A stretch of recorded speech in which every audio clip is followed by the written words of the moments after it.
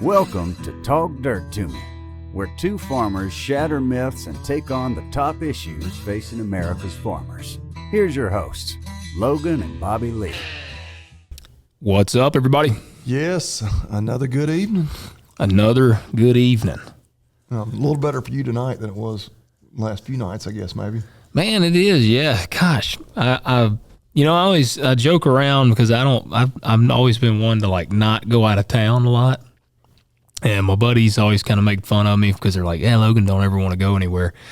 And I texted John and I told him, I said, I've got the damn flu. And he said, oh, shit. And I go, this is why I don't go anywhere. I said, I'll be 35 here in a couple of months. And I've made it this long with never having the flu. Yeah. And Bobby Lee and I traveled twice in a span of like 30 days to two different farm shows, and I got the damn flu. Yeah. So I'm like, that's what it is. Well, Traveling got me. I had COVID right after we got back from AFBF. That's right. I don't think I caught it there. I still think you got it from your dad. I'm blaming it on your dad. That's right, because he had it, didn't he? He did. He had it. But you were around him like briefly or something. That's the thing. I wasn't even around him. But he's a cougher. Yeah, but I don't even know that I had enough direct contact with him. But anyway, you're back on the mend now. I'm feeling better. Now it's like just no fever. Hadn't had any fever in like, I don't know, over a day. Very tired, but I got back in the gym today. It was good. Now I just got a lot of congestion up in my head. And I do have now it's turned into that like annoying cough. Yeah. So you needed some of Grandpa's cough syrup. I know, and I almost poured a little bit, but I'm like, because I'm doing a keynote speech Saturday. That's what this was like the worst timing for something like this to happen, because I was like, man, I'm about to go. I go to Franklin. It's the Farm Bureau Young Leaders Conference. Yep. And I'll be doing a keynote speech there on Saturday night. Be my first time ever doing a keynote. And I got an outline, but I'm pretty nervous. Yeah. I would be. You're going to do great. I hope so. It's going to be like 300 people.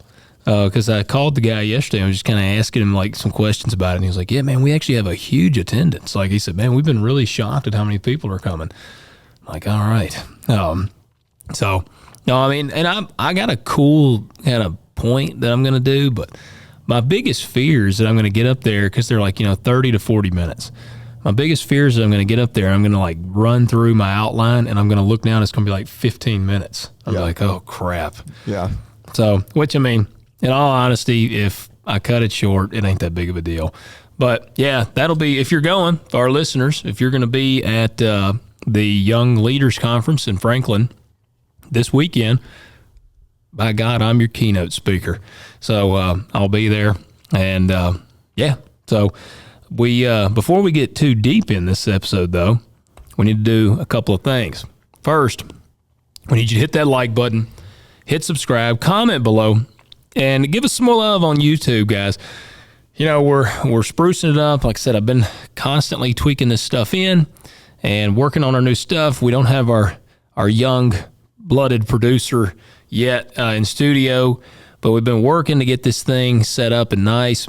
So leave us a little love on YouTube and share it with your friends. And actually, one of my next plans is to get the video on Spotify so that people can see it on there as well. But leave us a like, leave us a comment, and leave us those 5-star ratings on Apple and on Spotify. It helps out a ton. Do that. And what else do I need to do? Check out agzaga.com. If you're watching on YouTube, you see it right there on my hat and on the corner of the screen. But all the good stuff, all your farm supplies, even stuff you didn't know you need, they probably got it. Bayonet wrap, we're getting close. I'm looking at maybe starting to spread some fertilizer on some pasture, maybe not so much on my hay ground, because most of my hay ground is more warm season grasses, but getting some fertilizer spread on some fescue.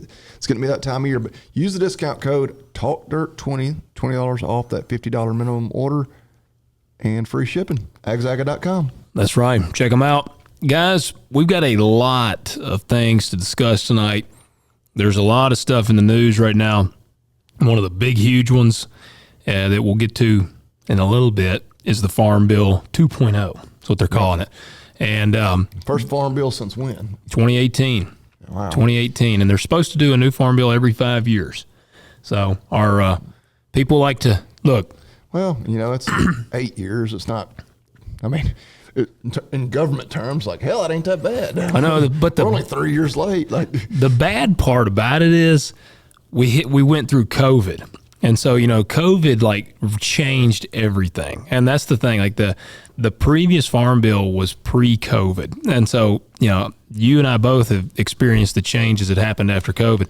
So agriculture, we've been kind of left in the mix, just hanging there. And there's a lot of programs that they're basically having to start back over. And we'll get into the farm bill because it's actually, I actually believe this is going to be a pretty positive farm bill. So I think there's a lot we can hit on it. There's a previous thing we've discussed in prior episodes actually is in this bill pretty heavily. It's one of the biggest issues in the farm bill. So we'll get there. But you got a couple of things you want to hit on. Yeah, well, and I think one of the things, we'd be a little bit remiss if we didn't send out our prayers to the folks in, the Oklahoma Panhandle, Kansas, maybe some even in the Texas Panhandle. I don't have any inside information for the wildfires. Oh, yeah. That went through there earlier this week. Last I'd heard, no human loss of life. I don't even know how long it'll take them to know about the livestock, but going to be pretty devastating just in terms of animals lost, structures lost, fences completely burned out, houses lost. So they're already just like anytime one of these events, because it wasn't, I guess it was 2 years ago when the one went through, it was in Texas, the Canadian Texas. Oh, yeah. They need hay, feed, fencing supplies. There's different folks out there, different groups that are helping organize that, especially people that are kind of in that immediate area. We're hopefully getting nearly the end of hay feeding season. You got a bunch of extra hay. Some folks that could really use it. And I don't have any specific places to donate money to or anything. Of course, always, unfortunately, anytime one of these things happens, be sure you're choosing wisely when you send your money to somebody. No dadgum scammers or anybody out there trying to take advantage. And there'll of the be situation. some pieces of shit that are going to seize the opportunity. But at the very least, keeping them in our prayers. But yeah, I did want to mention that. But yeah, a lot of other stuff going on. It is a busy time in the news. One of these episodes was like, all right, we're not going to have any shortage of things to talk about tonight. We probably don't need to get down too many rabbit holes. It'll turn into a 3-hour episode. Yeah. But yeah, so where do you want to go next on the? Well, I guess first, let's cover the family with the TVA deal. Let's go there first. So yeah, a story a little bit local to us in Sumner County, Tennessee. So up kind of the other side of Nashville. It's not right in our backyard, but still definitely in our region. So the Gregory family been farming the same ground since 1787. Damn, 1787. They were there right at the beginning, pretty much. Yeah. So yeah, the seventh and eighth generation, I believe Frosty, and then his son John. But then the ninth generation is now there as well. That's crazy. Just a little toddler, but yeah, TVA by Eminent Domain. Was he the one in the video that the grandpa was holding? Yeah. So there were three seventh, eighth, and ninth generation were in the videos they had on Facebook, and kind of I'm sure got shared across all kinds of platforms. But yeah, TVA by Eminent Domain was going to take, I don't know if they were going to take the entire farm, big chunk of it, whatever, was going to take their private property away from them for, I believe, a high-power transmission line, which, yeah, they fought it. They got a lot of support. Actually, as of today, John Rich was kind of the big, kind of media celebrity person that was really fighting for them. Which makes some sense. I'm going to bring that back up later. Well, and he's right there in that immediate area in, he's in Nashville. He's a country music star. Yeah. And they're just right outside of Nashville. But they did, I think as of this morning, so TVA has personally told him as of this morning, they will put the right-of-way process across the Gregory property on hold, which... So that still leaves the possibility, like, this isn't a done battle here. That's great news, but I'm like, there's not quite as much finality there. I was going to say, need a little more certainty. Which, I mean, that was, I guess, the TVA's words. And so, you'd like for them to say, we're sorry, we'll never bother you guys again, which they wouldn't. They're not going to totally tuck tail. Even if they are, they're not going to put that out there. But yeah, I mean, it's just private property rights. I mean, good grief. I don't know. And it kind of, made me think about, because we've got a little bit of an issue here that's been on hold for forever now. But like our grandparents' place where our dads both grew up, we've known about it for forever. But interstate's going to come through there. It's going to come through here, this place. Okay. The big field over here, the best. You're right. The best part of this farm is split straight through the middle of it. So Interstate 69, it's kind of one of those deals, and I don't know if this was strategic, which we were told years ago that it would be completed through here by now, and there's zero sign of it. But it's pretty much down to, within just a couple of inches of exactly where it's going to be. And it's gonna get this farm here. It'll ruin the home place. Oh yeah. Our dad's farm headquarters, the farm they grew up on. It won't come across.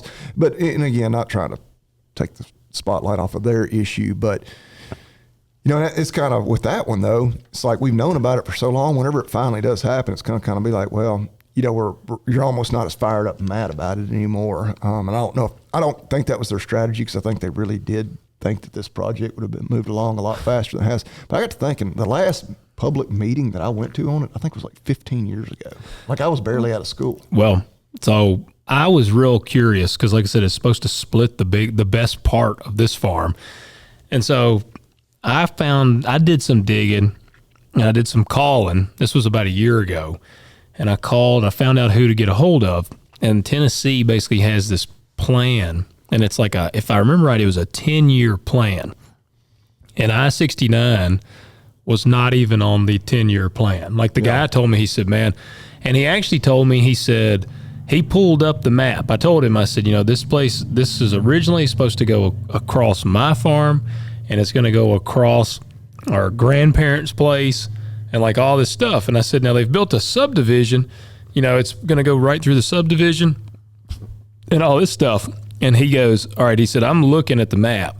And he goes, man, he was like, it ain't no way they're going to put that through that subdivision now.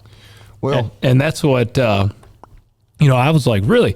He said, man, he said, at this point, so many years have gone by that a whole new engineering team would be involved on this, and we'd have to come out and actually see what has happened since then. Well, and that's good news. Like, I like to hear that, but man, it just highlights the government inefficiencies, because there's been so much money already spent. Oh yeah. Right here where there's no sign of it yet. I remember going to some of those meetings, like the detailed, like renditions and drawings, like it was within this is exactly where it's going to go. They did, I'd have to ask our dads, do you remember they did like some environmental impact studies on our grandparents' place? They had some recording devices they put out there in the pasture, because there's some there was a bat that was supposed to be out there. Some rare species of bat that I guess they didn't want the interstate eventually to impact its habitat. So it was like a recording device that would pick up the sounds of the bat. And I guess they found evidence that the bat was right there on that property. I was disappointed because so I moved into our grandparents' house in 2012, and a group of people showed up one night. I remember out there, and I had the gate shut out there, and they showed up and they were like, hey, can you let us through the gate? And I'm like, who are you guys? And they're like, oh, we're with, Tennessee, whatever. We're here to check for this certain species of bat. And I was like, well, that's badass. And So they went, and I never heard anything else besides that. I don't think that they found what they were looking for, because I was like, oh shit. I was like, it'd be so badass if they come back and they're like, it's like the biggest bat cave we've ever seen in our life. Like, I'm like, this is so cool. But that didn't happen. So, but yeah, they came out and were checking for this bat. I couldn't even imagine the amount of money, because, I mean, the government, when they do something, they're not efficient about it at all. That's already been spent right here, and then for it to all get scrapped and be like, never mind, guys, we got to. And there's been all kinds of local politics involved. And me and my dad argued about this, because I literally talked to the project manager for like Tennessee over the whole TDOT, their stuff. So this guy's the head damn honcho. And he was like, he said, I can promise you, because I told him, I said, man. But then the problem is, hell, by the time it comes along, it ain't going to be him in that role. No, it won't be. It won't be. And he told me that. So then the next guy will be like, no, it's going right to where we originally said. We're bulldozing those houses. Yeah. Because at this point, there's been so much growth around here. I'm like, unless they completely move it, like, to the other side of the county or something, they're getting they're going to hit something. Avoiding. I mean, and that's true with any of these things, and true of the TVA transmission line. But I don't. To get back on that one, I don't have any inside information or anything, but it just. You always wonder, like, is there somebody, involved there that didn't want it going across their property or something, that then got it moved? Because they were pointing out, they're like, there's a highway and a railroad that are already very near there that obviously already has a right of way. I don't know, they may have to expand it to accommodate these high power transmission lines. Well, we had but it that, wouldn't be as disruptive as coming across another place. But then, it seems like when you get into a lot of that stuff, somebody somewhere pulled some strings and got it moved. That was supposedly the case with I-69 for us. There was a certain politician guy that had a lot of political pull in our area. Well, he didn't want it over there on his neck of the woods. He wanted it shifted, so he got it shifted. That was always what I'd heard, but yeah, no, like I said, Dad argued with me. He was like, it's going where it's going. I know, by God. And I'm like, we were told that. I remember being told that. Like, no, this is it. Like, it is going to be right here. And that's what I told him. I said, I know, because I asked that guy specifically. I was like, I told this dude, I said, my dad is going to argue with me and say it's going. And the guy said, I am telling you right now that it is nothing set in stone. He said, it has been too many years go by. The way he talked, he was like, what I'm looking at right now, he said, if I were to project, he said, it will not hit your grandparents' property now. He said, it probably will potentially still come through your farm. Like, it might still hit some of mine, but the way he talked, it would actually divert before it ever got to our grandparents. Yeah. So, man, who knows? Who knows? Like, I mean, he literally told me, he's like, it's not even in the 10-year proposal. So, yeah. Well, that's what, my dad's, you got to a point where it's like, it ain't gonna be my problem, Yeah. And I mean, my he'll be 71 here in about 2 weeks in good health, but he's like, at this point, I don't know that I'll live long enough to see it. But hell, same goes for any of us, I guess. But that was good for them. I'm really glad to hear that this morning. Yeah, I hope they get some more finality on it, and it's not a situation where they pull the old who was Biden's press secretary. We're going to circle back. Jen Psaki, was that whatever her name was? The redhead. She was before. We're going to circle back. Yeah, we'll circle back. Yeah, hopefully TVA doesn't circle back to the Gregory Farm, a decade from now and be like, if we've learned anything from politics and politicians or any of that kind of stuff. I mean, I know they're technically not politicians, but in that kind of governmental role, they're probably going to circle back. I would say this battle is not over yet. Yeah, y'all keep up the good fight. So. Yeah. Now, the other one, before we get into the farm bill, is on the glyphosate thing. Yes. We need to hit on that. What was Trump's exact announcement? I was so into the Farm Bill 2.0 that I don't know. And everything just doing an internet search is, of course, incredibly negative towards it. Oh, yeah. And towards RFK, which I thought it was a big deal. And I think you could hit this from several different angles, that he pretty much, they said we can't take glyphosate away. Yeah. Which we totally agree with, which I think, I I'll give a shout out to Farm Bureau, because that was one of the things when we got to go to Anaheim, got to meet with President Duval, and he talked about, that's one of the big things. The Farm Bureau has a huge voice. Like, they were in the White House. He was face to face with Trump and saying, lobbying that, hey, we can't just take this tool away from the farmers. And I think he said Trump turned to somebody, cabinet or whatever. He's like, is this true? And they're like, yeah, I mean, right now, like, we need to, if we're going to get away from glyphosate, and maybe we need to do that eventually, it's got to be a off ramp. Yeah, it's an off ramp to get away from it. And so, most of what you could read about it was just all the people that were so disappointed in RFK that. Who one of them was? Oh, I'm sure that it was John Rich. Okay, well, yeah. John. So that's why I laughed. I said, well, we'll have to come back to John, because he was awesome in the TVA thing. But it's like, all right, man, because him and Sean Ryan have been like booty buddies over this HBO 809 thing, which is our House bill. We covered that a few episodes ago. I don't agree with everything that anybody does. Yeah. So I mean, hey. Yeah. But it's. But he's been quiet on the farm bill, and I figured out he's been quiet on the farm bill because he's been preoccupied with the TVA deal. Well, good for him. So, I mean, I hate that the TVA thing's going on, but like, he has picked the better fight, in my opinion.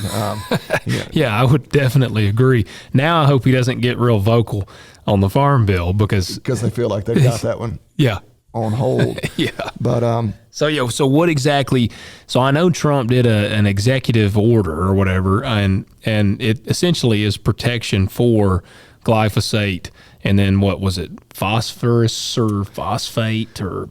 Yeah, I don't know, and I don't know if it was just protection that they're not going to get it pulled off the market or. Well, I know why he did it, and we talked about the House bill, but here's the deal.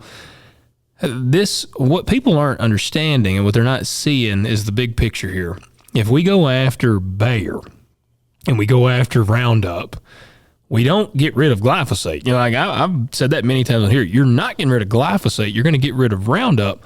Roundup and Bayer, if I understand right, Bayer is that German? I think they're German owned. Yeah. And I don't know about you, but I prefer dealing with Germany versus China. And our only Roundup maker is Bayer. But then there's a bunch of generic glyphosates and stuff, but they all, from my understanding, I think the majority of them, if not all of them, come from China.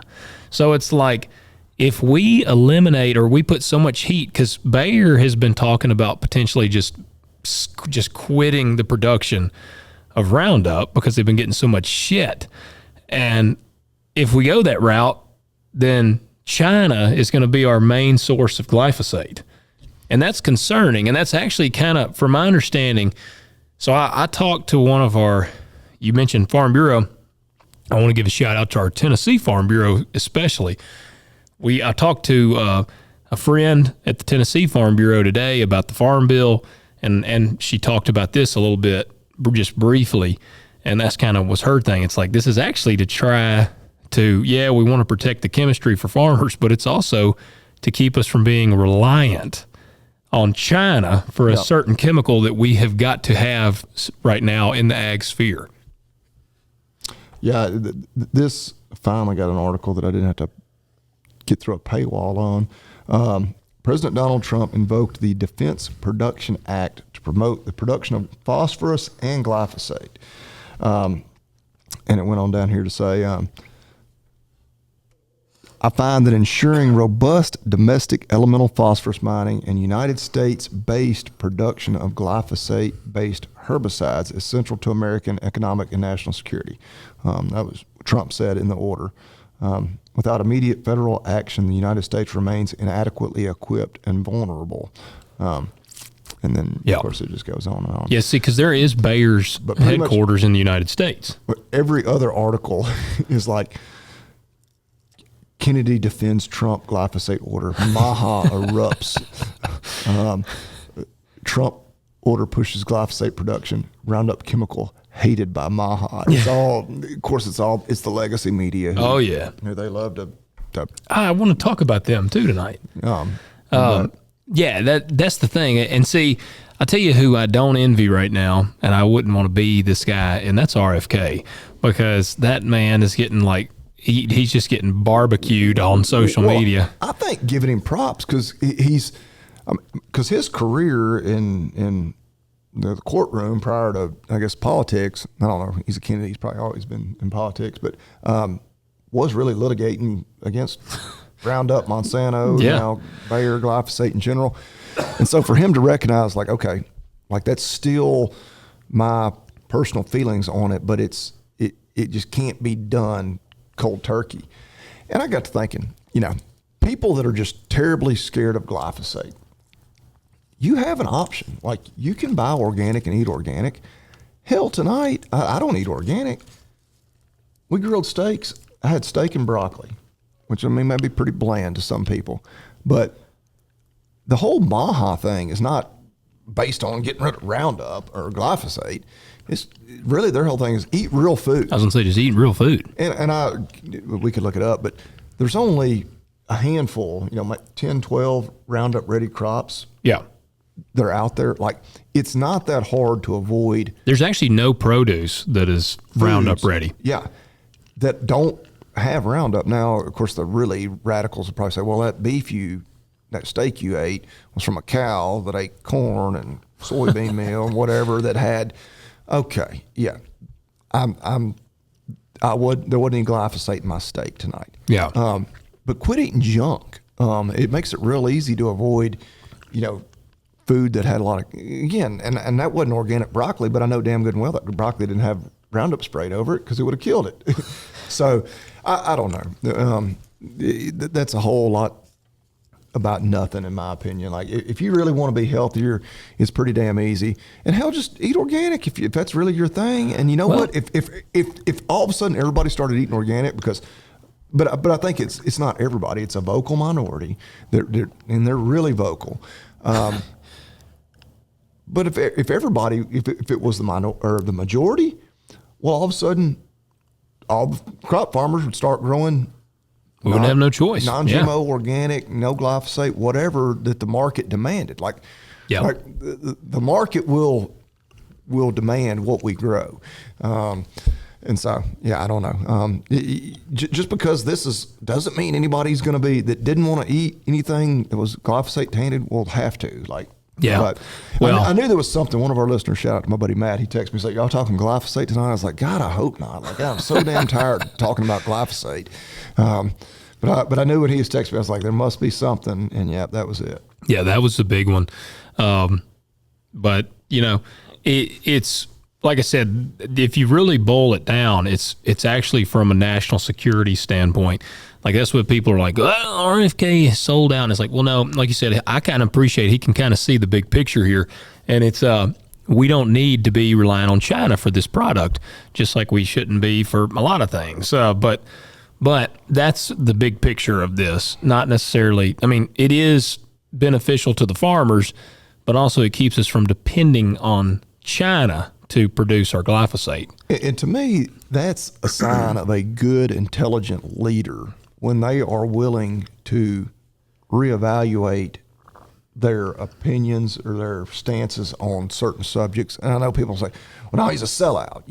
No, just because your stance on something is different today than it was a year, 2 years, heck, even a week ago, it does not mean you necessarily sold out. Now, obviously with politics, you immediately wonder, like, all right, who got to him?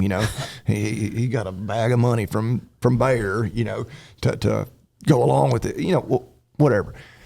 It's a sign of real ignorance, or just being really hard-headed. And hell, I'm hard-headed to just have an opinion that you will never change, no matter what, no matter when there's new information that becomes available, and you just refuse.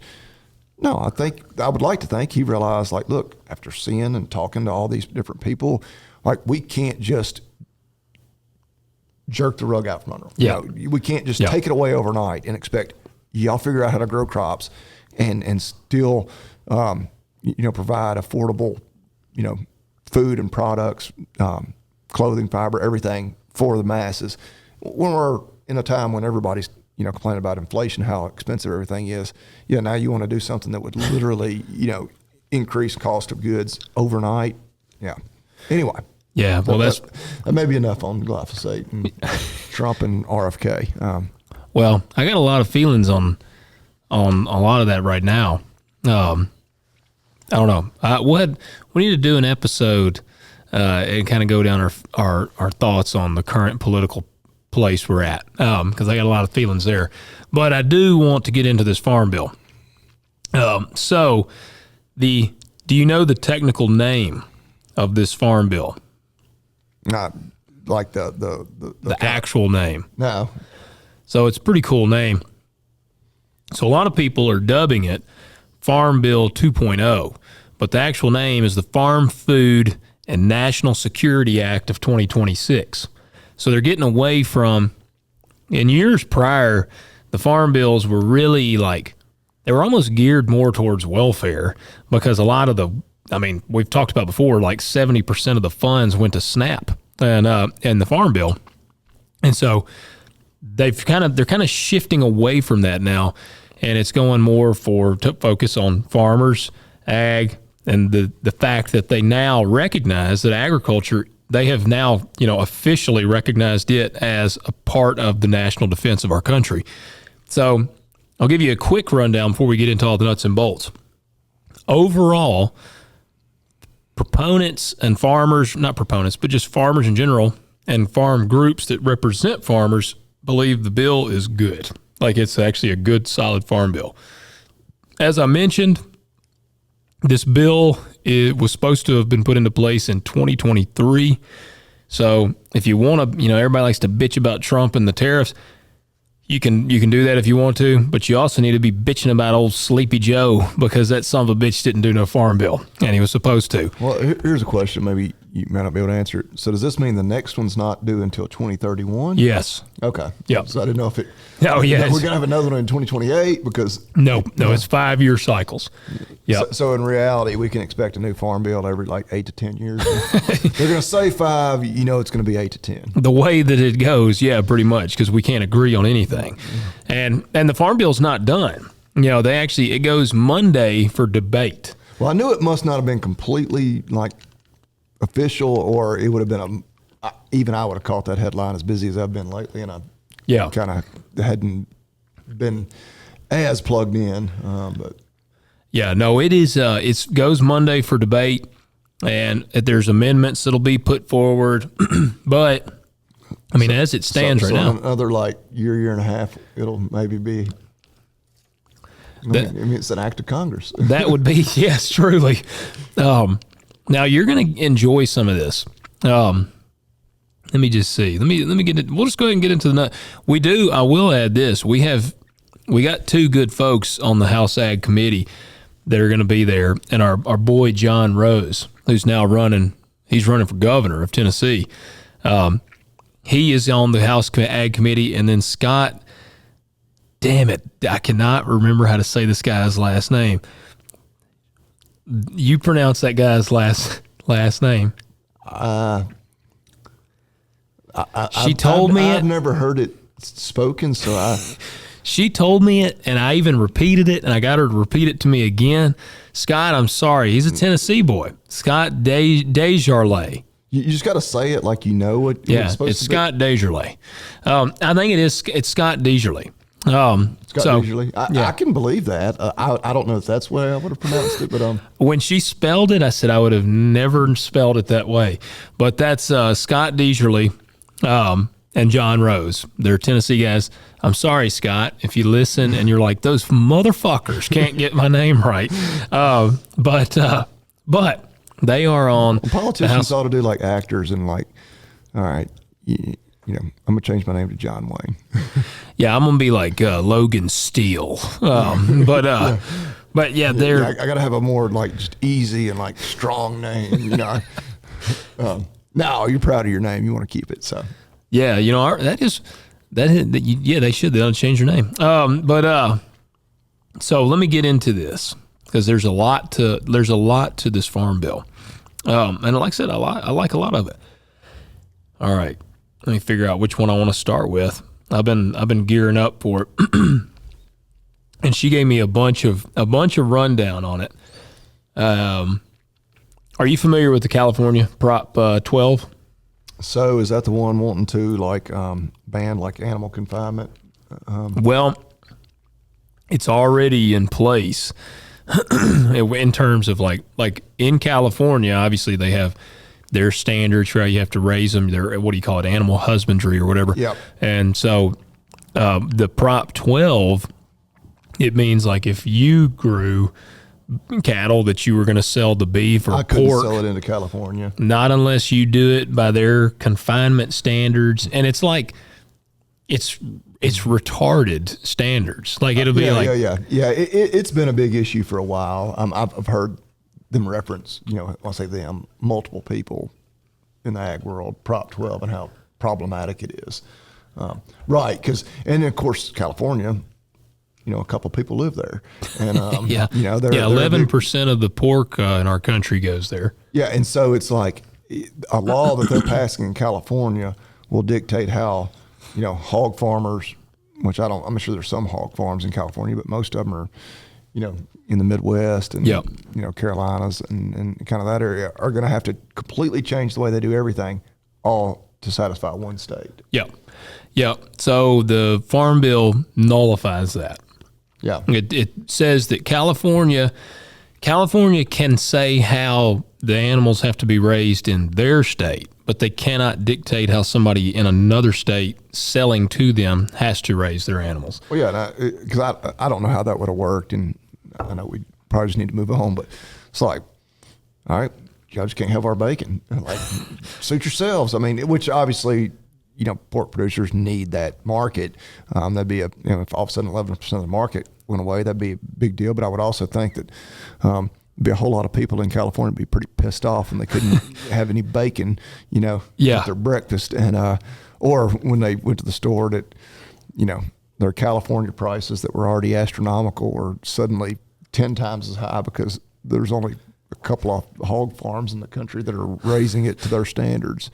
But hey, that would have been a great opportunity for somebody that really wanted to maybe dive off into that. Like, hell yeah. I mean, I don't know what hogs sell for by the pound, but it's now 10 times market price if y'all want these suckers. Yeah. I'll do the California Prop 12 thing for you.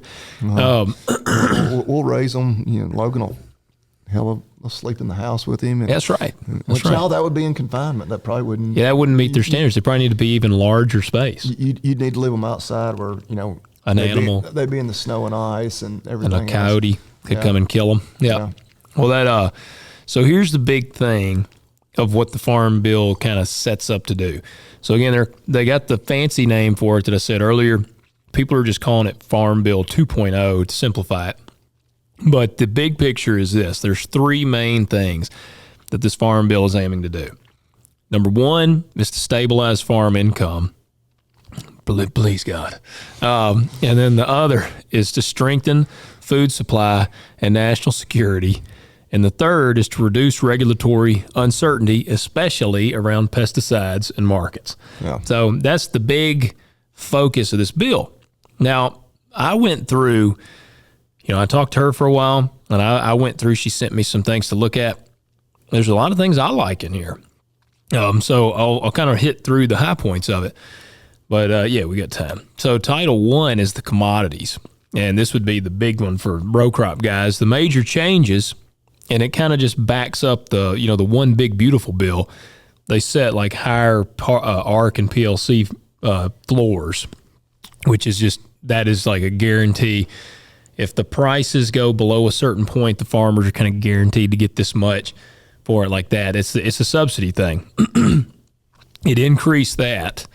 So it updated safety nets because of the higher production costs. Now, this is good and bad, some say.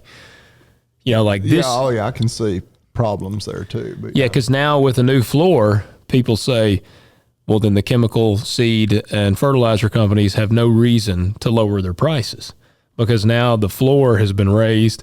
So why would we lower them down when we know the farmers are guaranteed X number? Yeah. So they're going to keep getting theirs. Yeah, they're going to keep getting theirs. Now, who knows what all kind of come out of that? Because I know, like we mentioned, like our boy Vaden, he's been kind of calling out the fertilizer companies. So, I mean, what ideally, it would almost require, I don't know how the hell this works, but it almost require them to like, shit, I don't know how you do it, but in a way where they aren't just, okay, we're not going to adjust because we don't have to now because the floor is higher. I don't know how the hell you combat that. I mean, in a capitalist market, I don't know that you can, but some would argue, is it a capitalist market if you have a floor? Is it truly a capitalist market in that case? I can see that argument. I don't disagree with it necessarily. Yeah. Yeah. So it's not a total free market. Yeah. Right. So then people on this side would say, well, since it's not a totally free market and the government is setting the floor, the government should also be able to be like, you can't keep jacking the damn prices up. Like, I mean, they kind of. Well, but then, the government just, So then, at that point, it's like, well, shit. Like, how much control do we want? Because I don't want a lot of government control. That's the thing. That's a dangerous, it's a slippery slope. Yeah, it is. So input costs, they've like essentially doubled. Input costs have almost doubled since the last farm bill. So safety nets. That's wild in 8 years. Yeah. Yeah. Safety nets were based on outdated economics. And so the whole like initial thing is essentially an attempt to reset the farm safety net to 2020's economics. We'll see how it goes. In general, farm groups are like, this is a good thing. Like I said, we're trying to share all angles. The conservation is another one. So they are re-upping CRP. I think that the CRP thing's kind of been, I think it's been kind of like out of money, or you hadn't really been able to sign up much for that for a while. They're going to start another round of letting people sign up for CRP. Well, and so it's Conservation Reserve Program, which basically,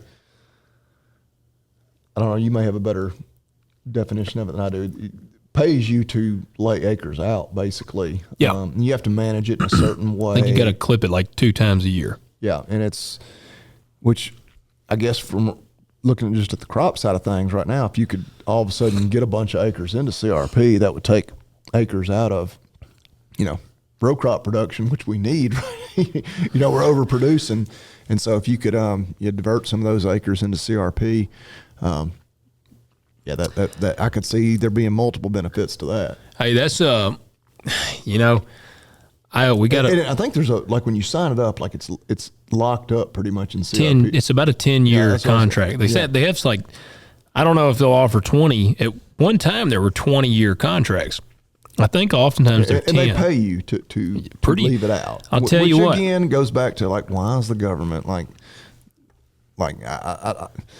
whole free market capitalism is like, why is the government like paying me not to farm? Like, Yeah, because we're just hard-headed and won't stop. Good farm ground, which, traditionally people weren't putting good farm ground into CRP. You put your marginal acres in it, and I can see where from a wildlife and a conservation, that's literally the first word of a conservation reserve program. It could be a good thing. I got a buddy that I was farming some ground of his years ago. It's been probably probably 7 years ago, probably. But they had like opened up the CRP thing again, and I'll be transparent here. I was paying the dude $100 an acre rent, and he called me, and this ground was okay. It was, some of it was not good, and some of it was good. But he called me and he's like, "Man, I've got an opportunity to put my farm in CRP," and it was a pretty good chunk of ground. It's like 100 acres or maybe a little more. And I said, "Oh, really?" And he was like, "Yeah." He said, "Man." He said, I want to talk to you. He's like, if it's okay with you, I want to do it. He said, but if it's going to mess you up, I'm not going to do it. And I said, well, man, if you're going to make good money doing it, do it. And he was like, they're going to pay me $185 an acre. And I said, well, shit, that's more than you're ever going to get rent on this thing, so you need to do it. And that's annually. That's annually, yeah. So he got paid more to put it in CRP than he was making off of it from a row crop standpoint.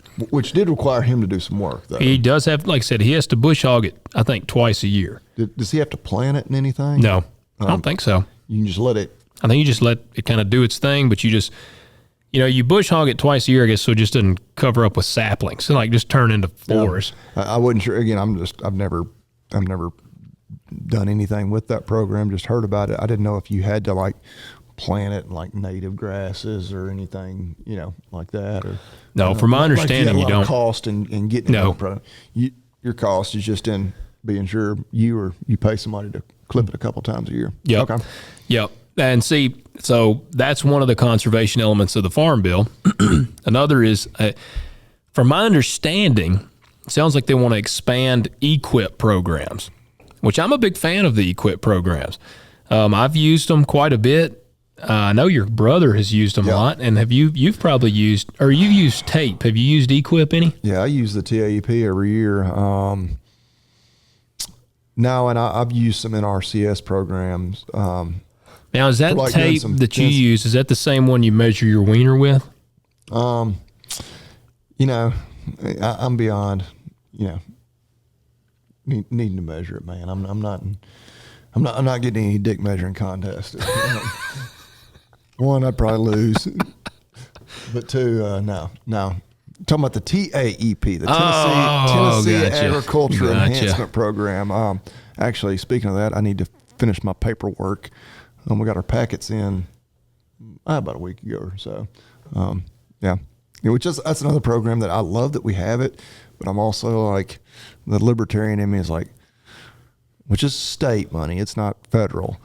Like, does the state really need to be helping me buy farm equipment? I mean, build a hay barn or build a cattle barn or if the money's out there and they're giving it away, I'm going to play the game. Yeah. Doesn't mean I necessarily agree wholeheartedly, but again, that it's state money. We don't have a state income tax, which the state taxes in plenty of other ways, and you try to get a little bit back wherever you can. And so, Ag Enhancement Program is one where and hey, it's legit. It is.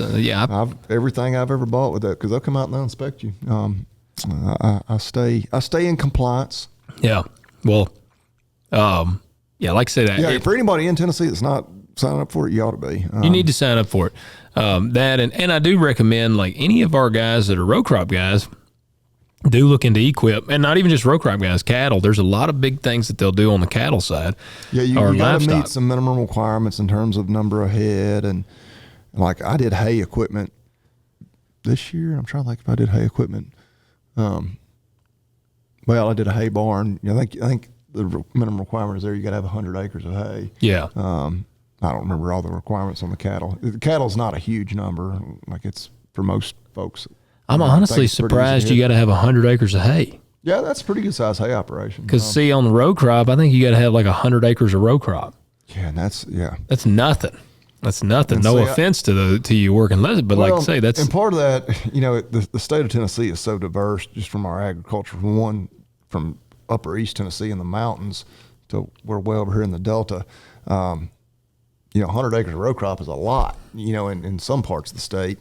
In the same way, like over here, I say over here, because we've got some big cattle guys over here, but there's not I won't say there's not a lot. But I don't know, the average farmer in this part of the state probably does not have 100 acres of hay. I would say almost certainly does not have 100 acres I would think like 50 acres of hay, maybe, and that's like, yeah, I don't even know. That's maybe. And then you get into East Tennessee where it's all cattle and hills and hay ground. Like, golly, they're probably like 100 acres.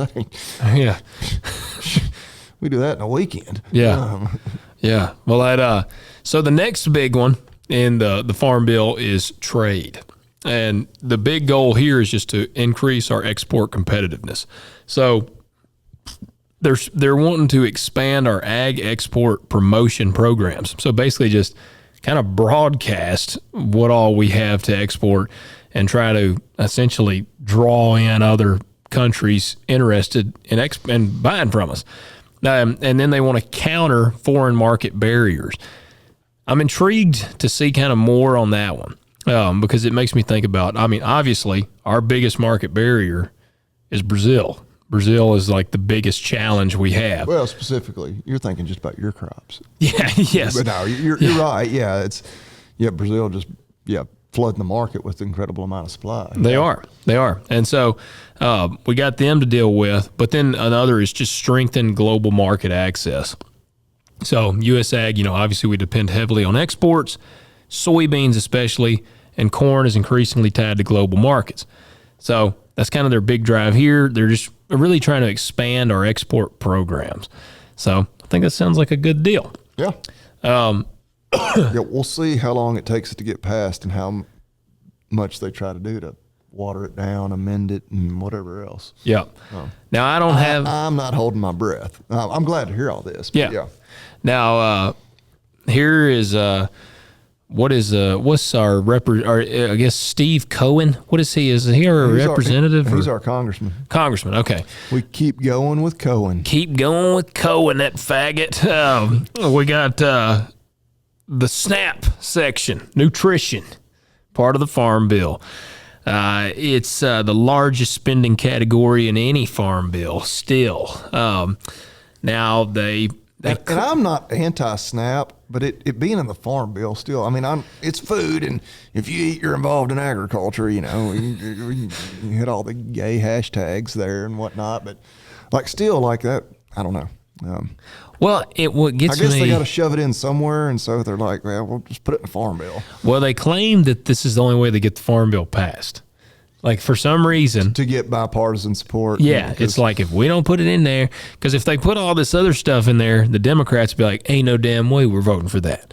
And so they got to throw the SNAP thing. I go back to, and this is not just talking about the Farm Bill or anything, all these bills where these omnibus bills where they shove let's shove this in there. And I don't know, maybe it would take forever, but why can't we vote on issues and bills individually? Okay, now let's vote on whether or not we're going to, whatever, break it down, and I don't know. Yeah, because we got a bloated system is why. That's what I think we got a bloated system. Everybody's trying to get their little special interest group, some funding for whatever, this and that. And they will literally they'll be like, all right, we're going to vote on so-and-so bill in 2 days. And they'll say, here's the bill. And it'll be 1,500 pages long. And they give it to all of them to read in 2 days. Like they could use AI to be like, summarize this for me. Yeah. Yeah. And it would be 175 pages long. You'd be like, oh, shit. Yeah. Yeah. Summarize it again. Yeah. That's I need the cliff notes of the cliff notes. It's basically what I've been doing with the Epstein files. I'm trying to see who's in the Epstein files. And I'm send the Epstein files to my Terminator. I'm like, who's in this thing? Tell me who's in these files. Well, and it's like, was it just a name that was mentioned, or was it that person was legit, boots on the ground on the island? Yeah, that's the thing. That's the hard part to know right now. We need to talk about that. But so pesticide protection provision. This one is very controversial.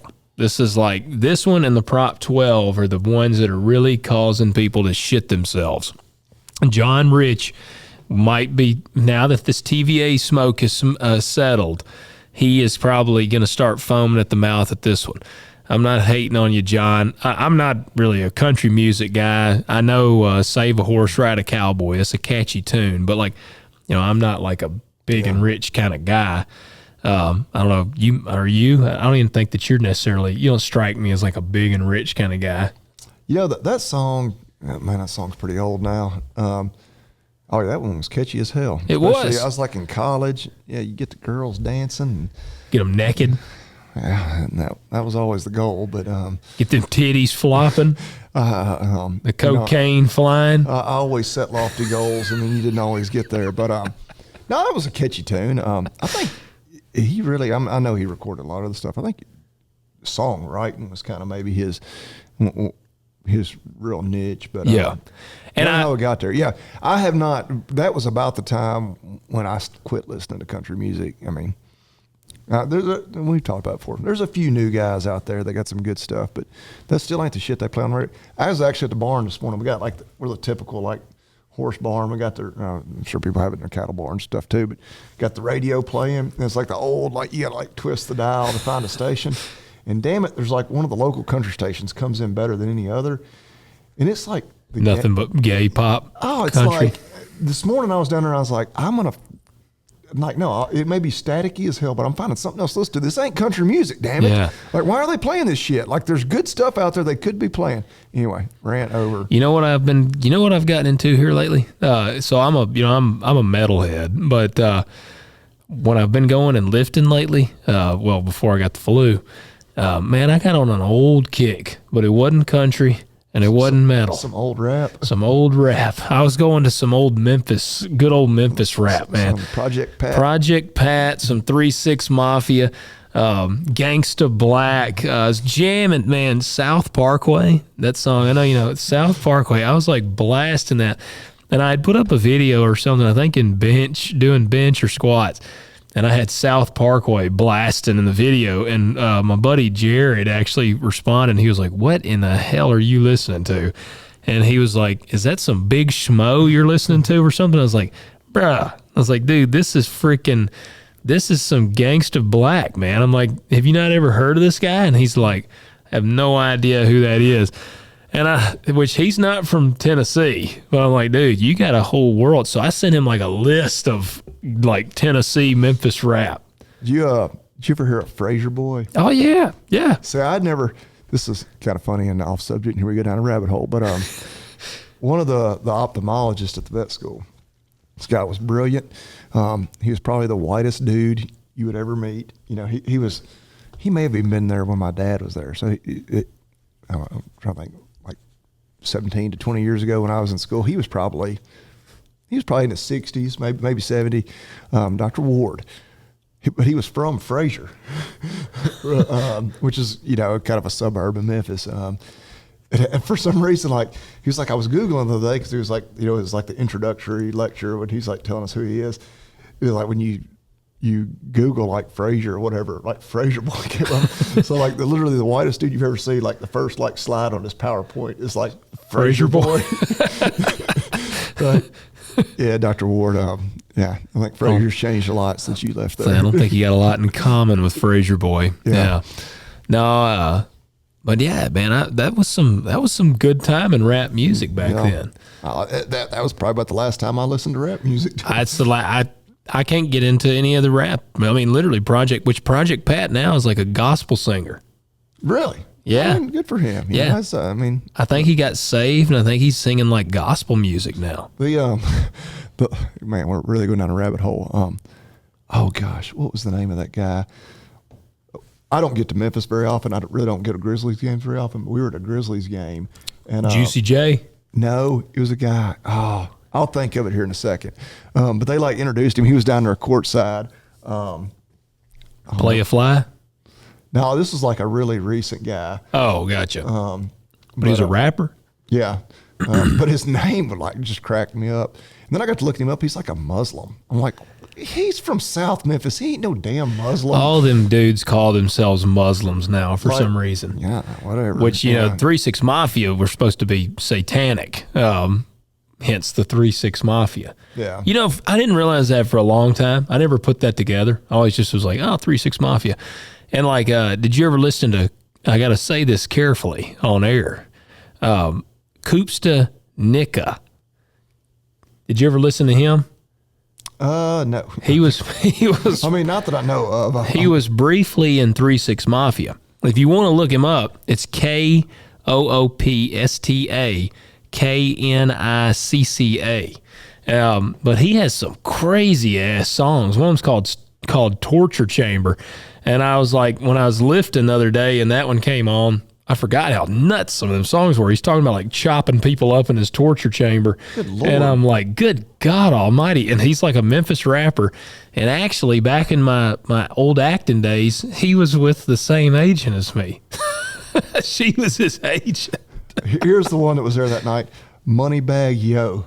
Okay, I think I've heard that online. Like I've seen him. Moneybag Yo. He's from Memphis?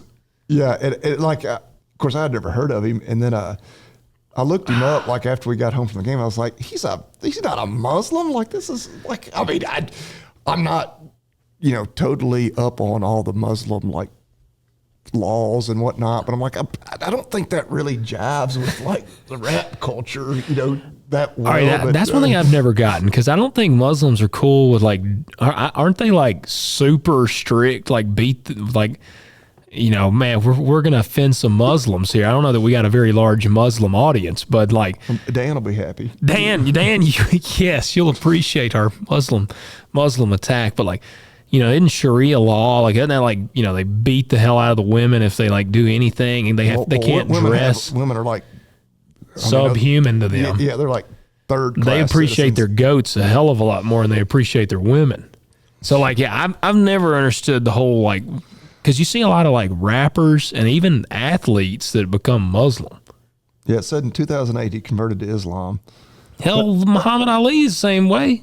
Well, right. Well, obviously the name kind of gives that one away, but Moneybag Yo is not exactly- Moneybag Yo. That don't sound Muslim to you? Like whenever they finally, you know, pegged bin Laden as like the mastermind behind the terrorist attacks. Like, okay, Osama bin Laden. That's a name that I can. They're like in the mastermind behind these Islamic terrorist attacks. Moneybag Yo. And I'm not assuming or accusing him of being an extremist, but like, yeah, that's not exactly a name you associate with Islam. No. But, You know another name. But I would assume, and again, we're way down a rabbit hole now, but we're down and we got to like, keep going I now. would assume they're really against like substances. Well, like, see, I would think the same thing. and this is Wikipedia, so take it for what it's worth. It said he is known for his love of cannabis, which, hey, go for it, man. I don't have a problem with that. I mean, that's kind of a rapper thing, but it's like, does that jive with I would Islam? not think that would jive with Islam. I don't even know that they can drink. They're even technically supposed to drink alcohol. Yeah, I assume that, you know, they're super strict on everything. Like I thought they could only have sex with goats, and then no substance abuse. Yeah, I don't know. You know another name that sounds real Muslim to me? I'm afraid to ask. Oh, the hesitation in your face, it tickled me. Barack Hussein Obama. By God, that's a Muslim ass name. Oh, I mean, Shit. well, there's a reason that, like, the whole time he campaigned and whatnot, that they never mentioned his middle name, which I know a lot of people, especially my generation and older, would immediately think of Saddam. You know. Oh shit, yeah, man. That's exactly. I mean, when I hear Hussein, But it's awfully convenient. His middle name is never. yeah, Barack Hussein Obama. But in like, you know, obviously everybody knows it now, but like I think of all the other presidents, like middle name or middle initial is always really included. Even like Hillary is always Hillary Rodham Clinton. Yeah, Hillary Rotten Clinton. As Donald J. Trump. You know, Yeah. George W. Bush. You know, William Jefferson Clinton. Like every, you know, but like now the media conveniently never mentioned the name Hussein. If I was president, I want my middle name to be Damn. You would officially change it. Yeah, Logan Damn Hanks. Like that just sounds cool. You know, like Yeah. you kind of make it like Damn. Like yeah, I don't know. That's like my buddy Bo. We call him like Bo Damn Sandoval. Like I just, you know, Damn Logan Damn. That's just got a good ring to it. But no. So I don't even know how. I don't remember how we got on the rap thing. We're talking about Obama being a Muslim. Like, we're kind of wrapping up this farm bill here. Anyways, we're down, like I said, the pesticide protection provision. Yeah, we only talk about the important stuff. That's right. Only That's the right. real issues. Well, our see, this is the magic of the show, because we got people that are tuning in that are farmers, and they're like, all right, we appreciate this. And then we got our people outside of the ag realm that tune in, and they're like, when are they going to stop talking about farming and start talking about some other shit? Well, I hope nobody's like taking that. Sorry, farm bill, protecting glyphosate. The Prop 12 is no longer an issue. Moneybag Yo is a Muslim. Yes, that's what you need to be writing all this stuff down. Some like high school kids are listening to this episode for their report they're going to do. So anyways, here we go. To finish this up on the pesticide, it creates federal uniformity in pesticide regulation. To simplify that, it sets EPA as the standard for, they set the standard. If the EPA deems a product safe and it like kind of meets their criteria, then you can't come back. It's essentially House Bill 0809 in a sense. This is one that it's gonna get challenged really heavily when they get to Monday. There's going to be probably some heavy amendments going towards this one. Which I'm kind of mixed on that. But it does seem kind of like double jeopardy. It's like, okay, we beat that lawsuit or whatever, we settled it, whatever. Well, here's just the next one coming at, like, it's just endless. So, yeah. Yes, it is. Okay, let me see. What else do I want to hit on here? A cool one. There is a lot going into research and innovation. So they want to put some of their main focus areas is in precision agriculture, technology adoption, domestic food system reliance. So kind of like funding into more using our domestic foods inside our country, and ag research funding. So automation, AI, efficiency gains, all these things. It's kind of, the precision, like the precision ag side is actually finally kind of getting some more attention. So the national security angle, this is a new thing. The bill repeatedly frames agriculture as food security equals national security. They've obviously heard us say that on this podcast, and that's why they did that. But the concerns driving this obviously is foreign land ownership, supply chain disruption, China, yada, yada, yada. So I haven't gotten into the nuts and bolts of all that, but there's a big focus on how ag is now, it's a security issue more so than just your standard thing. So the winners and the losers. Row crop farmers are your big winners. Crop insurance users, export agriculture, chemical manufacturers, large commercial farms, and precision ag sector would all benefit from the Farm Bill. The mixed outcome is your conservation groups, which is like the funding, but their production first. And then some would say consumers, but that are the ones that are like, we don't want this glyphosate shit. They don't have to buy it. Like, nobody's forced to buy anything as a result of the Farm Bill.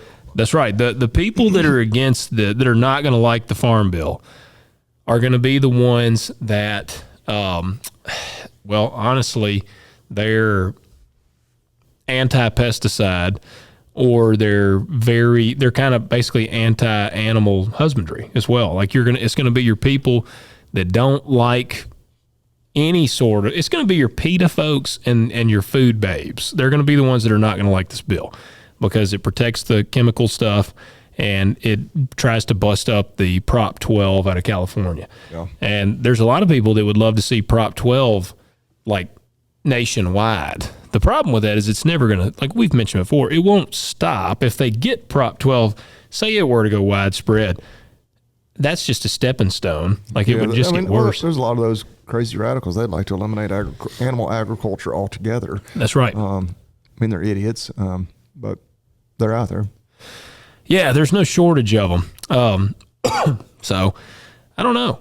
We got a little time. We're going to go down another rabbit hole. We got time to do this. This is a very government-heavy episode, so I feel like it's appropriate. Did you see, this is one thing, before we get into this not real fun one, did you see the thing that Trump has now said he's going to do? Oh, the UFO stuff. Aliens. Yeah, man. I was like, all right. Well, is this in response to that? Did you see the clip with Obama talking about aliens? He was like, oh, yeah, there's 100% alien. But it was a very non-answer. But they're not at Area 51 and blah, blah, blah. Like, well, it's easy to say. I don't like, in the grand scheme of the entire universe, which I often, ponder, like just how large. Like, to say that there's no other life out there is, I think, ridiculous. And so just to say that there are aliens, and again, I guess I should have listened to the whole interview or whatever, but, do we have evidence there are aliens, or is he just saying, oh, yeah, there's got to be aliens out there? Well, I don't know. Our boy, Tim Burchett, he says there's aliens and bases under the sea right now. Yeah. But Trump, Tim's one of my favorites. Tim is awesome. I love Tim. So Trump was he may have been on his airplane, and he was being, how they'll interview him periodically on his airplane. And one of them mentioned the Obama interview, the Barack Hussein Obama. I'm going to start referring to him with his full name all the time. But Barack Hussein Obama, that interview. And so Trump, they were like, is this true that there's aliens? And it was one of the reporters that Trump actually likes. And Trump was like, well, if that's the case, then he just leaked classified information. And so they're like, so then you're confirming that it's real. And he's like, I'm not confirming that. I'm just telling you that it sounds like he's out leaking classified information. And man, it never fails. We always get some loud son of a bitch going by. Hell's Angels, baby. Yeah. But he was like, well, you're the president. You can declassify any files that you deem necessary. And Trump was like, you're right, I can. And so that's what just a couple of hours ago I saw my good friends over at Real News No Bullshit shared a screenshot or a thing of Trump's, and it says, based on the tremendous interest shown, I will be directing the Secretary of War and other relevant departments and agencies to begin the process of identifying and releasing government files related to alien and extraterrestrial life, unidentified aerial phenomena, that's a UAP, and UFOs, and any and all other information connected to these highly complex but extremely interesting and important matters. God bless America. So, yeah, I saw it. I shared it, and I said, I want this to happen. Please don't redact this to hell. I'm all in for the aliens. Or at least it will just be entirely redacted. Yes. Well, before you get on your other anti-government rant that I'm not sure where we're going, I want to mention Louisville last week. Oh, yeah. Man, lots of people. How do we forget that? Yeah, it's almost overwhelming how many people come up and talk to us, shake our hands, the different people that have listened. Man, we appreciate that. I hate that I didn't get to stay longer. Got to network with a lot of other, podcasters, ag influencers, as weird as it is to say that, that's what we are, I guess. Yeah. But yeah, I just got to meet a lot of people. I met several people that I've watched on YouTube for a while. Some porn stars that Bobby Lee's watched a lot. I don't think I saw it. What was his name? What was it? Yeah, his name. Me. No. Hey, I lost my train of thought. Well, on that subject, as we're speaking inappropriately, there were several young people that came up and talked to us, and I was like, and it was great meeting them all. And hey, the children are our future. Like, I'm glad we've got that future in ag. It's awesome. But immediately, because obviously this is not a child-friendly show. That's not what we set it up to be. And hey, these were teenage kids. But I was like, oh, you must watch my YouTube. They're like, no, we listen to the podcast. And I was like, oh. Like, okay. I know, I think I did say the F word earlier. Yeah. These are farm kids. They've been around when Dad smashed his finger in a hitch and said some things. Yeah. No. Yeah. No, it was an awesome thing. Like I said, and like Bobby Lee said, it's a humbling and like an honoring thing whenever people actually show up and they're like, man, we just wanted to come meet you guys. And we did have a couple that were like, we'd love to get you to sign our baby if I had my baby here, because we had joked about it. But, I do appreciate everybody. I was laughing. I was like, some son of a bitch gave me the flu. And so, one of our listeners gave Logan the flu. Yeah. If one of our listeners that came and met me is at home with the flu, then it was probably you. Or somebody gave it equally to us. I don't know. But no, it was an awesome thing. And like I said, man, I met some great people. I do want to give a shout out to our buddies over at Farm for Profit, because man, they are freaking pounding the shit out of it, man. They did they did like 6 or 8 shows, and they had our friends on, Matt and Kelly Griggs, and we got to hang out with Matt and Kelly, and man, I mean, we had a great time. And they were super dudes. They were, because I won't mention any names, but like some of the people that I met there that I've watched on YouTube, like I didn't have anybody that was just a dickhead or anything, but it was like, and part of it, me got to thinking, because I'm very introverted and I do the YouTube thing. And I'm like, is there a correlation between like the more introverted you are, maybe the more likely you are to but you're comfortable talking to the camera and YouTube? Because it was just, but no, those guys were 100% the opposite of that. They were super. Just giving us tips and whatnot and talking about, kind of I mean, doing the podcast thing, when we first start doing it, it's kind of an odd thing. Like it's, you put yourself out there, you're doing something, but you're just getting to talk to somebody else that's been in the game for a while. And, because they're, like I say, they're crushing it. So that was really cool. But no, man, it was a great time. I went to me and Marcy got to go to the tractor pull. We went that last night we were there, and the tractor pull was great. It was unusual because it's indoors. Yeah. And I did tell Marcy, like, it was some badass tractors in that thing. But I did tell her, I was like, my problem is I'm a redneck at heart, and so I love some black smoke. I was about to say, I knew where that was going. Yeah, I like to see some black smoke. Like I was telling her, because it sounds good in there, but like I told her, I said, Levi, he'd be disappointed. Which you would, because I've never been to the tractor pull. I've never really watched the video until I watched video of everybody that was there shared.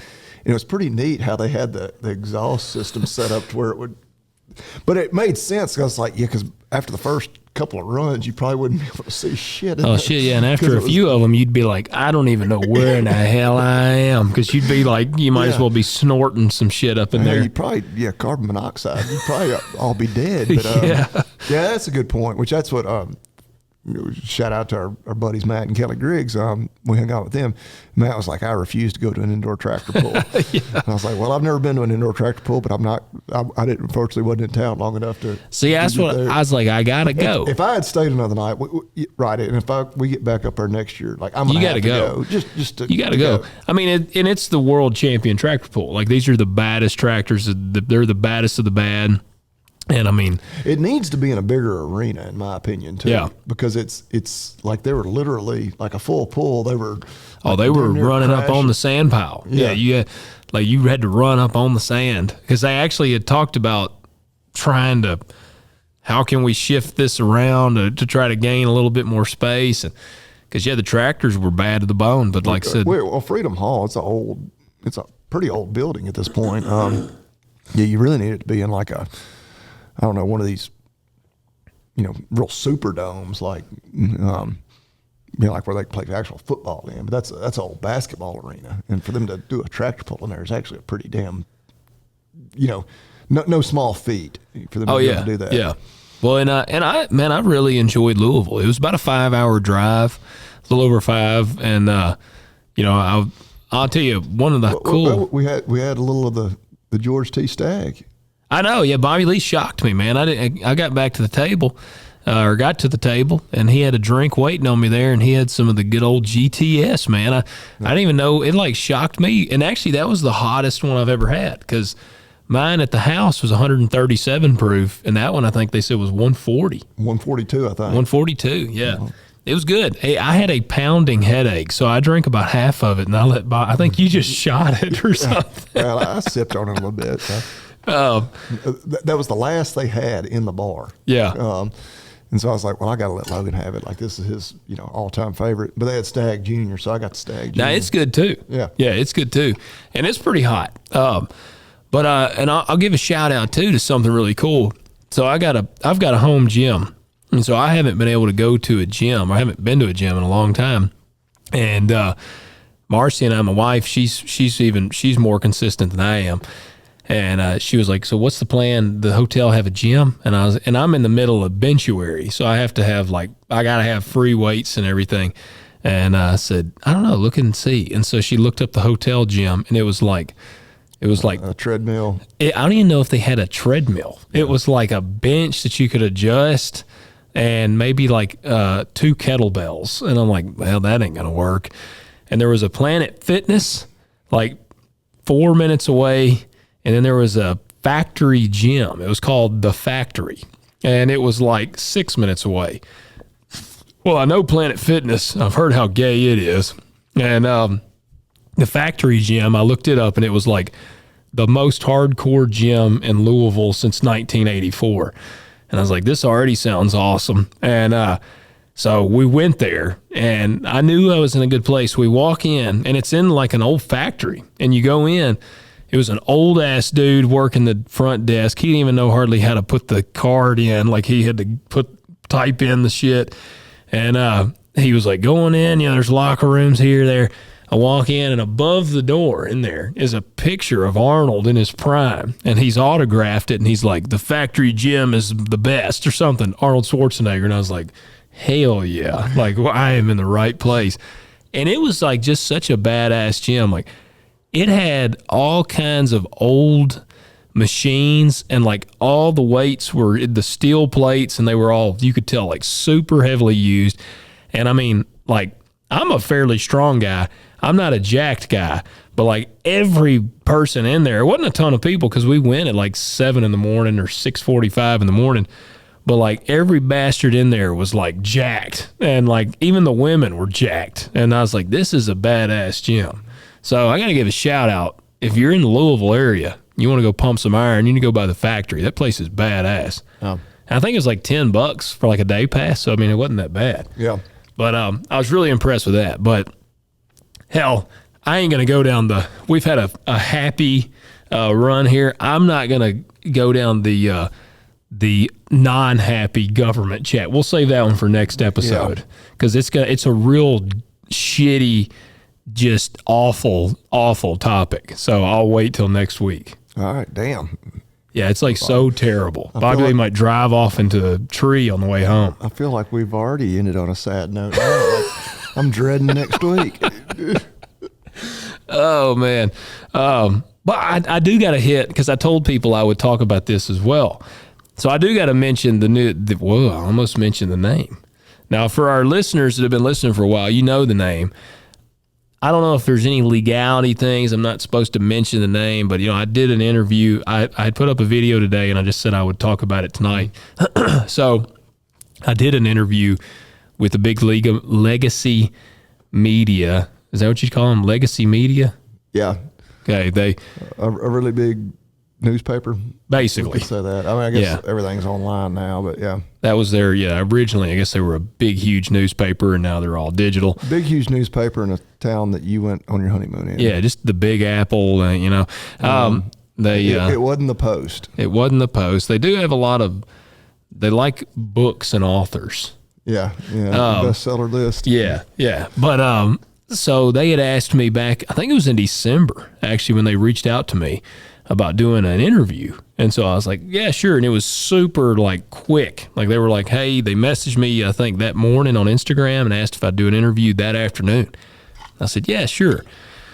So I did it. And I was prepared because I knew they were very liberal. And I was like, they're going to put a slant on this thing. They're going to hope that I'm going to bash the shit out of Trump. It was about the tariffs and how they're negatively affecting farmers. Yes. Wasn't it? And pretty much what they wanted you to do was go, that son of a bitch Trump is fucking all the farmers with these tariffs. That's exactly the soundbite they wanted. Yep. And I didn't give them that. Now I made sure to make it like I didn't attack any president, and I didn't defend any president. Like I just kept it just honest and open. You kept it real. I just kept it real, man.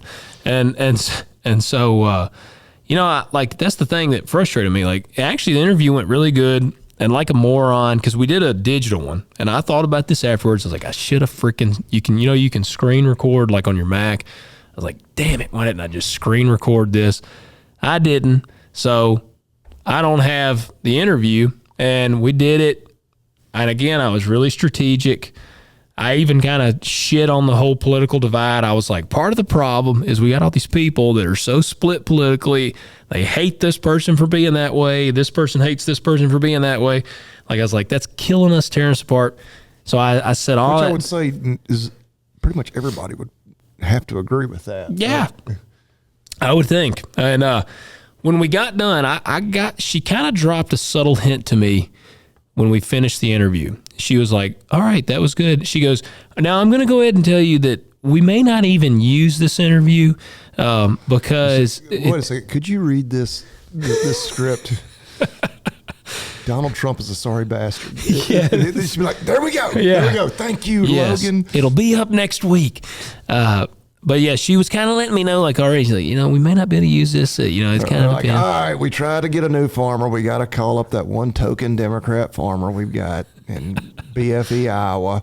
Like, get him on the phone. Like, people are going to eventually catch on. We interview him every time we need a negative story about the president from somebody in ag. But Yeah. Well, I don't know. A month would go by. I would shoot her a follow-up email.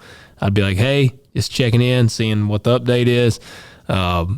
She usually would write me back after about a week or two, and she'd be like, hey, sorry, we're still trying to figure out whether or not we're going to use it, yada, yada, yada. So about 2 weeks ago, I got like pretty much final confirmation. I got an email from her, and she was like, hey, Logan, just going to let you know, it looks like we're probably not going to be running that interview. And I had followed up with her and was like, hey, I'm again just seeing how it's going. And I said, hey, if y'all aren't going to use the interview, can I at least get a copy of it for myself? And so I was like, thanks. So yeah, 2 weeks ago, I get an email from her. She's like, we're not going to use it. Doesn't look like we're going to use the interview. She goes, and appreciate your time. But she said, and also I cannot give you the interview. I'm sorry. Like that, our editorial things does not allow me to like give out interviews. And she said, but I did have a great time talking with you and all that. And so somewhere in the fine print, it says that they own all the, whatever. Yeah. See now, and the thing is, I didn't sign anything. Like I didn't sign nothing. I just said, yeah, I'll do an interview. So I was like, damn, I think I legally could have recorded and then posted it out. Because, I mean, I didn't sign nothing. I don't know if there could be something legal. I was naked whenever we recorded. Because you were recording them as well as you. I don't know what the. Yeah. One of our lawyer listeners out there can let us know if you have to let them know, hey, I'm recording this too. Yeah. Which that would almost be a red flag that you probably shouldn't do the interview. If they're like, no, it's not okay for you to record this. Yeah. Yeah. So at the same time, that was a big opportunity to potentially have an interview with even though nobody knows how incredibly biased they are. Still, like, well, that's why I was like, when they asked me, I'm like, wow, damn, that's crazy. And I would immediately think it was just like a bot or something. I know. Like, well, and delete that email or message that's not real. I know. I mean, and that was kind of like, it took me a second at first. So then I looked up the person's name on like LinkedIn, I think, and some other stuff. And yes, she works for this company. So I'm like, wow. So I was kind of pumped up. I'm like, hey, this is big. I was like, man, this would be big exposure for the podcast. Like, I'm like, this would be big. No, it won't, because it never happens. They're never going to air it. But yeah, so that's the legacy media story. And my point in my video today on YouTube or on Instagram was that is why people listen to podcasts and trust independent media, because we just air the stuff. I mean, we just put it out there. They had a story. It was, again, none of us will ever see the interview, but because it didn't fit their narrative, they just chose not to run with it. Yep. Yeah, and it was 45-minute interview. I mean, damn. Like, we literally did a 45-minute long interview. Damn, yeah. So, all right, you got something? Yeah, I do. Oh, wait. Let me change the board here. How do I change this? I'm still figuring this. Here we go. We're really technological. Let me start off with 2 words. Made in America. You're a fucking choir boy compared to me. A choir boy. Damn. I love that one. I cannot remember what it's from. But yeah. So this is a company that we have done before. Okay. I hope you'll allow me to still do that. Oh, yeah. But it's a product from them that we have not done before. So, well, let me just be sure I get their name right. T&K Hunting and Outdoors. Oh, yeah. Yeah, man. I use the shit out of my bino harness. I know it's T&K. T&K Hunting. T&A. T&K. T&A is even better. It is. T&K Hunting Gear, official name. But I bought one of their suppressor covers. Okay. Put on one of my rifles, one of my semi-autos that I'm running with the suppressor. And I was like, I'd always seen those, and I run a suppressor on a few different setups, but I was like, I was working on site and went in the other day with the suppressor, and like, it gets pretty warm. They get hot. So yeah, I just got one of their covers. Made in USA, and they are one of these companies. They are fiercely made in the USA.